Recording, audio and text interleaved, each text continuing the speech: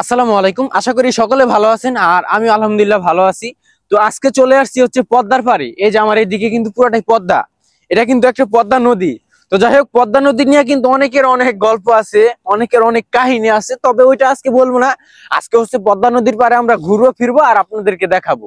আর এইদিকে হচ্ছে যেগুলা টলার মানে যানবাহন বলি, হ্যাঁ নৌবা মানে পানিতে চলার যে যানবাহন, এই হচ্ছে যানবাহন চলতেছে। আর আমার পিছনে যেটা, আর আমার পিছনে কিন্তু একটা চর আছে, বালির চর আছে।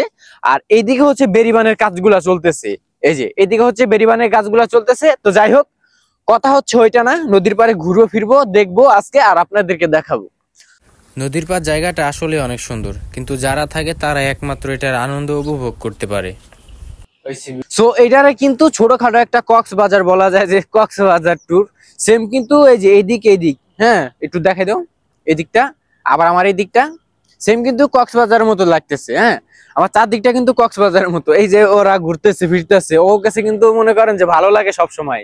ওরা নদীর পাড়ে থাকে, আমরা হচ্ছে সময় পাই না, এই কারণে হচ্ছে আমরা নদীর পাড়ে আসতে পারি না।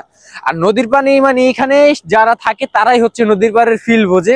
তবে একটা জিনিস আমার কাছে খারাপ লাগছে, সেটা হচ্ছে নদীর পাড় যারা থাকে তারা মনে করেন যে এই যে এখানে যে বল গেট গুলা চলতেছে, এগুলারে এইখানকার স্থানীয় যারা আছে এরা মনে করেন যে বল গেট বলে। এই বল গেট গুলা চলতেছে সারা দিন রাত, কিন্তু 24 ঘন্টা এগুলা কিন্তু চলতেছে।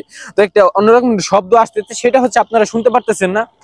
তো যাই হোক, এই যে নদীর পাড়ে সারি সারিতে কিন্তু ট্রলার রাখা আছে, জিনিসটা কিন্তু দেখতে কিন্তু অন্যরকম লাগতেছে। এখানে কিছু ছোট বাইরে পাইছি, আমি বড় যারা কাজ করতেছে এখন মনে করেন যে আমি এই করতে পারিনি, মানে কনভিন্স করতে পারিনি, এই কারণে কথা বলতে পারিনি। ভাই ভালো আছো? জি ভালো। আর তোমার বাড়ি কি জায়গায়? হ্যাঁ হ্যাঁ, এখানেই। হ্যাঁ আচ্ছা, তোমরা তো নদীর পাড়ে থাকো, মনে করো সবসময় ঘুরো ফিরো। হ্যাঁ তো যাই হোক, এই জায়গার মানে তোমার কাছে পরিবেশটা কেমন লাগে? ভালোই। ভালো লাগে। ওর কাছে পরিবেশটা ভালো লাগে। হয়তো আমরা অনেকদিন পর একদিন আসি, হয়তো ঘুরে ফিরে আমাদের কাছে এই জিনিসটা ভালো লাগে। তো ওরা মনে করেন যে সবসময় এই জায়গাটা থাকে, এই জায়গায় ঘুরে ফিরে ওরা এই জায়গাটা দেখে।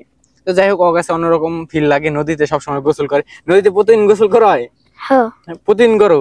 হ্যাঁ আমরা আমরা তো মনে করো যারা আমরা তো একদিন যদি গোসল করি, তো একদিন গোসল করলে পরের দিন তোমার ঠান্ডা লেগে যায়।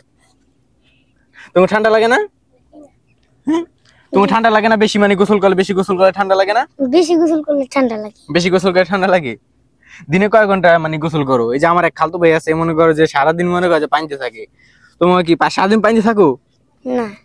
বেশি থাকলে ঠান্ডা লাগে? তোমার কি ঠান্ডা লাগে? হুম। ঠান্ডা লাগে বেশি ডুবাইলে? হ্যাঁ। মানে আমরা যেটা গ্রাম্য ভাষা বলি, বেশি গোসল করলে ঠান্ডা লেগে যায়। আমরা একদিন যদি ধরেন প্ল্যান করে যদি কখনো আসি যে আমরা নদীতে গোসল করবো, ওই ক্ষেত্রে দেখা যায় যে আমরা একদিন গোসল করলে একটু টাইম একটু বেশি নিলে ওই ক্ষেত্রে দেখা যায় আমাদের ঠান্ডা লেগে যায়। আর তোমার কি ঠান্ডা লাগে? লাগছে দু একদিন গোসল করে? জি না, আমার লাগে। লাগছে? তোমার লাগছে? একদিন কলে নাই, একদিন গাঙ্গে নাই। একদিন মানে কলে গোসল করো, আর একদিন নদীতে গোসল করো। তো যাই হোক, আজকে অনেকটা জায়গায় ঘুরে ফিরে আমরা দেখলাম। আর আমার এই দিকটা একটু দেখাই দাও। এদিকে কিন্তু অলরেডি কাজ চলতেছে আমাদের এই এরিয়ার, মানে পালেচর বাজারের যে কাজটা চলতেছে, এটা হচ্ছে পালেচরের কাজটা চলতেছে, বেরিবান্ধের কাজ। তো কিছুদিন পর আপনারা দেখতে পারবেন যে এই জায়গায় কাজটা সুন্দর হয়েছে, বা ওই যে পদ্মা সেতুর নিচে যে আপনারা ছবি তুলতে চান, তখন আর যাওয়ার দরকার নাই, কি আপনারা এই পালেচর আসলে ছবি তুলতে পারবেন। যাই হোক, আজকের ভিডিও এই পর্যন্তই। ভালো থাকেন, আল্লাহ হাফেজ।